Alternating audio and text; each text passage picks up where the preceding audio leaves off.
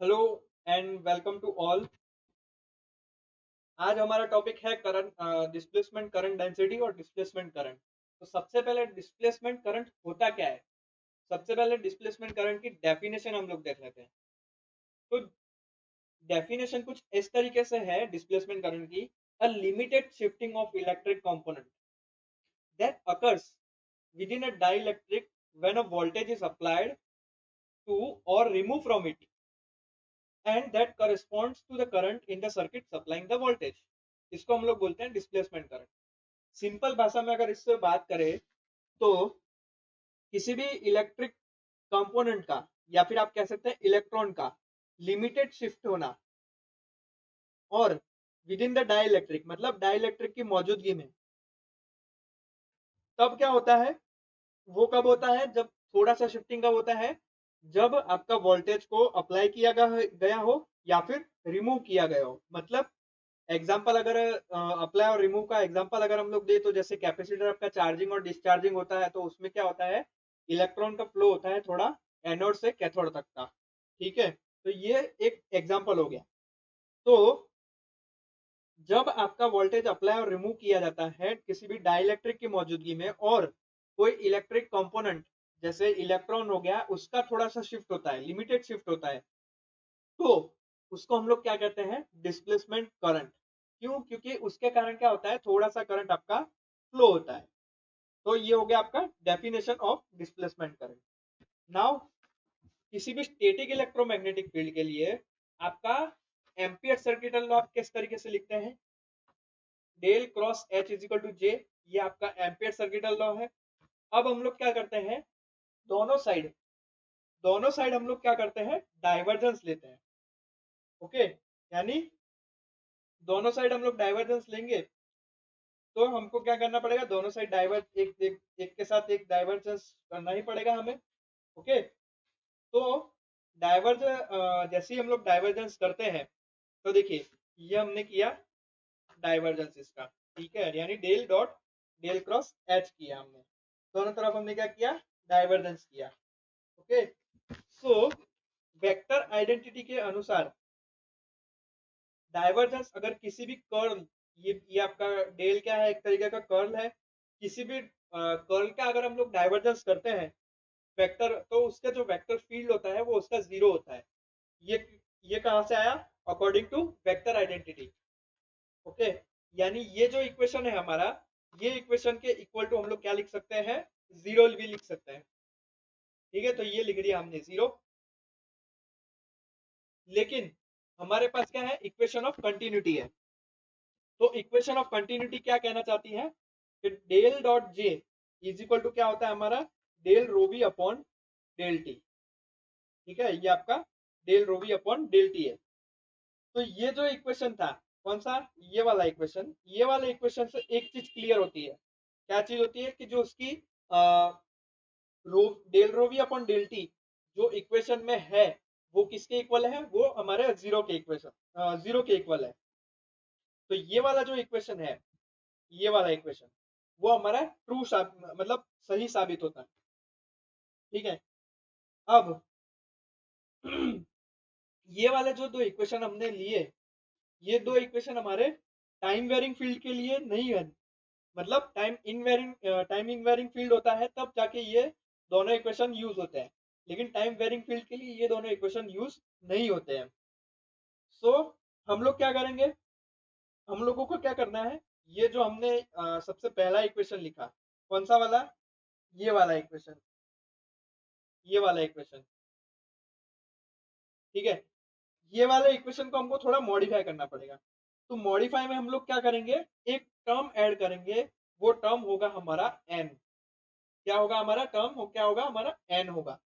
तो हम लोग क्या करेंगे, ये वाला जो इक्वेशन है इसके अंदर del cross H is equal to J plus N लिखेंगे। ठीक है, एन क्या है आपका, कुछ भी नहीं है, कुछ एक हमने टर्म ऐड किया है जो हमारा टाइम वेरिंग फील्ड को रिप्रेजेंट कर रहा है। ओके, तो वापिस से हम लोग अगेन ये जो इक्वेशन है इसका डाइवर्जेंस लेंगे, दोनों साइड पे डाइवर्जेंस लेंगे तो वापस से ये इक्वेशन आएगा कि आइडेंटिटी आपकी वेक्टर आइडेंटिटी के अनुसार ये हमारा जीरो होगा, जीरो के इक्वल होगा। लेकिन हमारे पास कंटिन्यूटी इक्वेशन है, del dot J is equal to negative minus del rho V upon del T, जो हमारा करेक्ट कंडीशन है, जो हम लोग यहाँ पे लिख सकते हैं। अब कैसे लिख सकते हैं उसको, del dot N is equal to del rho V upon del T. लेकिन अकॉर्डिंग टू गॉस लॉ के अकॉर्डिंग क्या होगा, rho V is equal to हमारा क्या है, डेल डॉट डी बार है। तो हम लोग रो वी की जगह हम लोग क्या करेंगे, डेल डॉट डी लिखेंगे यहाँ पे, और उसका हम लोग क्या करेंगे, डिफरेंशिएशन करेंगे, पार्शियल डिफरेंशिएशन करेंगे। अब यहाँ पे जो डेल है आपका, वो तो आपकी एक कांस्टेंट क्वांटिटी है, तो उसको हम लोग अलग लिख सकते हैं। तो हमारे पास डेल डॉट एन की वैल्यू क्या आएगी, हमारे पास डेल डॉट एन की वैल्यू हमारे पास कुछ ये आएगी, del dot del D upon del T. Okay, now ये जो इक्वेशन है, ये वाला इक्वेशन, ये वाला इक्वेशन और del dot J N is equal to ये वाला इक्वेशन, इसको हम लोग क्या करते हैं, कंपेयर करते हैं। कंपेयर करने के बाद हमारे पास क्या आएगा equation, N is equal to del D upon del T. So जो हमने एम्पियर सर्किटल लॉ लिखा था पॉइंट फॉर्म में, वो हमारा क्या होगा, del cross H is equal to जो हमारा जे प्लस एन बार था, तो वो क्या हो जाएगा, JC plus del D upon del T. तो इसका जो फर्स्ट टर्म है, ये वाला जो इसका जो फर्स्ट टर्म है, वो क्या है, एक तरीके से कंडक्शन करंट डेंसिटी है, जिसको हम लोग जेसी से डिनोट करते हैं। और और जो ये सबस्क्रिप्ट है इसका सी, वो क्या इंडिकेट कर रहा है, current is due to the moving charge, ये उसका सबस्क्रिप्ट उसका डिनोट कर रहा है। और जो सेकंड टर्म है इसी इक्वेशन में, जो सेकंड टर्म है आपका, कौन सा second term, del D upon del T, वो क्या रिप्रेजेंट कर रहा है कि आपकी करंट डेंसिटी को एम्पियर पर स्क्वायर मीटर में आपने एक्सप्रेस किया। ठीक है, ये आपकी time varying electric flux density है आपकी। और ये जो del D upon del T है, ये हमारी डिस्प्लेसमेंट करंट डेंसिटी है। ओके, तो डिस्प्लेसमेंट करंट डेंसिटी क्या हो गई हमारी, del D upon del T. तो डिस्प्लेसमेंट करंट डेंसिटी को हम लोग जेडी, यानी जे और डी, जेडी से डिनोट करेंगे। तो जेडी इज इक्वल टू क्या होगा हमारा, del D upon del T. Okay, now इसका फिजिकल सिग्निफिकेंस, ये तो हमारी कुछ ये तो क्या था, एक थियरी थी। नाउ इसको प्रूफ करना है कि डिस्प्लेसमेंट करंट होता है, तो उसका फिजिकल सिग्निफिकेंस हमें चेक करना है। तो हम लोग क्या करेंगे, एक पैरेलल सर्किट कंसिडर करेंगे, जिसके मतलब रजिस्टर और कैपेसिटर एक दूसरे से पैरेलल में कनेक्टेड हो, जैसे यहाँ पे फिगर में आपको बताया है वैसे। और क्या करेंगे, हम लोग पैरेलल कॉम्बिनेशन को हम लोग किसी भी टाइम वेरिंग कंडीशन, किसी भी टाइम वेरिंग सिनुसॉइडल वोल्टेज से ड्राइव करेंगे। ओके, सो एक चीज तो ऑब्वियसली होगी कि आपका जो करंट है आर के थ्रू, यानी वो कितना करंट होगा हमारा, वो होगा स्मॉल आई वन। और कैपेसिटर के करंट, कैपेसिटर के थ्रू कितना करंट पास होगा, आई टू फ्लो होगा।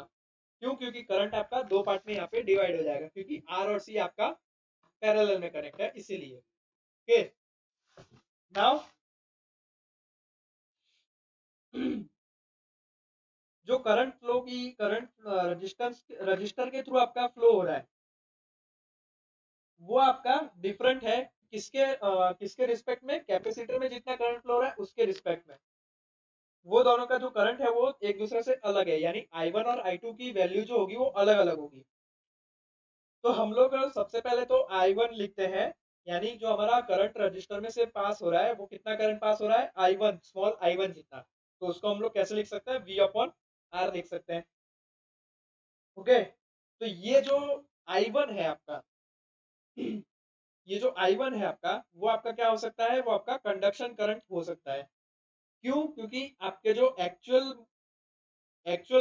चार्ज के एक दूसरे से, एक जगह से दूसरी और जगह पास हो रहे हैं, डिस्प्लेस हो रहे हैं, मोशन हो रहा है उसका, वो कहां से कहां पे हो रहा है, रजिस्टर में से ही हो रहा है। इसीलिए हम लोग उसे क्या कहते हैं, कंडक्शन करंट कहते हैं। और हम उसे कैसे डिनोट करेंगे, IC से डिनोट करेंगे। नाउ रजिस्टर का जो हम लोग क्रॉस सेक्शनल एरिया होगा ए, वो भी कंसिडर करेंगे। और जो करंट कंडक्शन करंट डेंसिटी है आपकी, यानी जेसी, तो जेसी को हम लोग कैसे डिवाइड करेंगे, IC upon A is equal to क्या होगा, nabla upon sorry nabla into ई।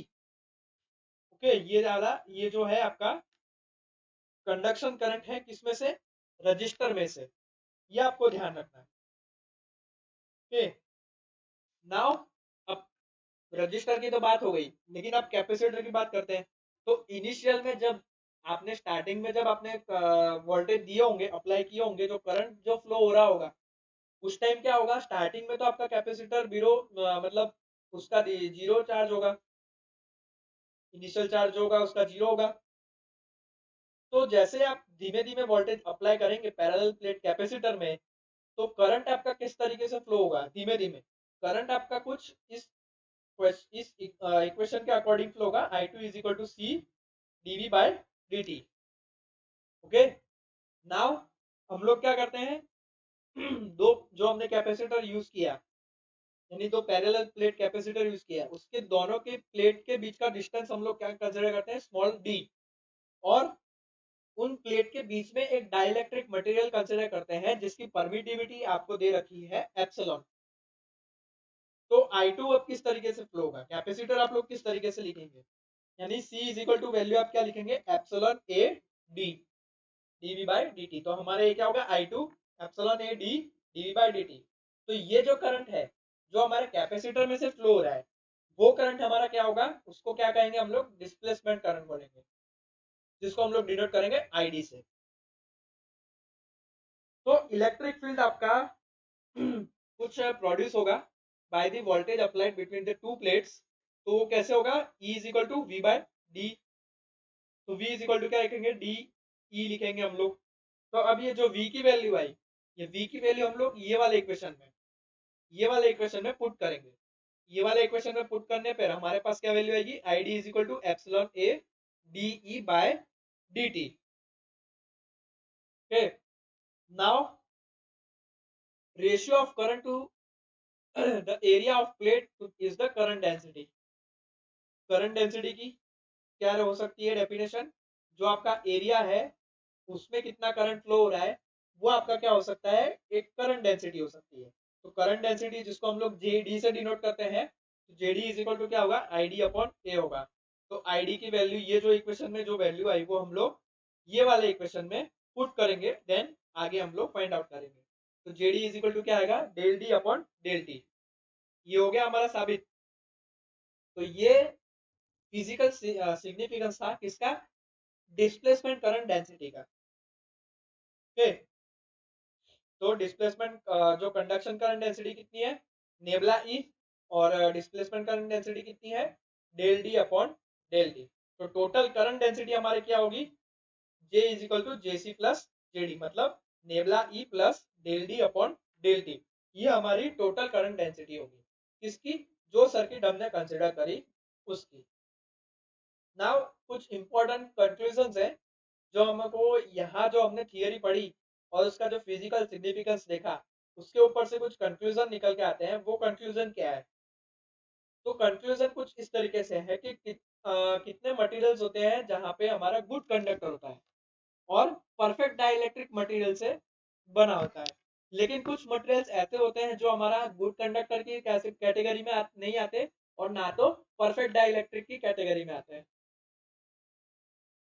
तो इस टाइम पे आपकी जो दोनों करंट है जो आपकी, यानी कंडक्शन करंट और डिस्प्लेसमेंट करंट, तो इस तरीके ये वाले जो मतलब क्या बोलते हैं, सेमीकंडक्टर टाइप जो मटेरियल बोलते हैं, उसमें ही आपका कंडक्शन करंट और डिस्प्लेसमेंट करंट एग्जिस्ट करता है। ये आपको ध्यान रखना है।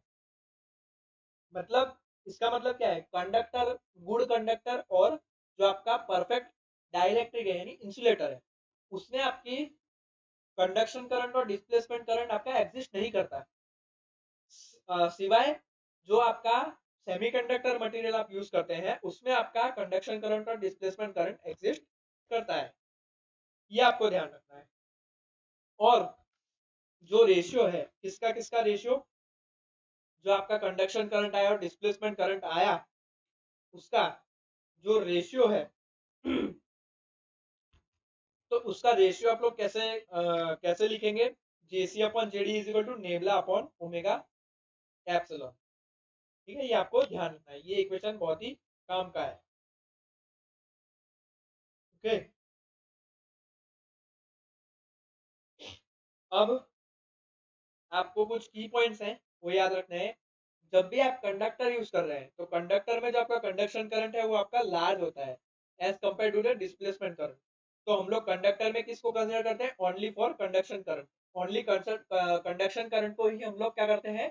कंसिडर करते हैं। लेकिन डाइलेक्ट्रिक मटेरियल के आपका क्या होता है? कंडक्टिविटी की जो वैल्यू होती है, नेबला की वैल्यू, वो आपकी बहुत ही स्मॉल होती है, ये भी आपको ध्यान रखना है। ओके, तो ये था आपका डिस्प्लेसमेंट करंट और डिस्प्लेसमेंट करंट डेंसिटी।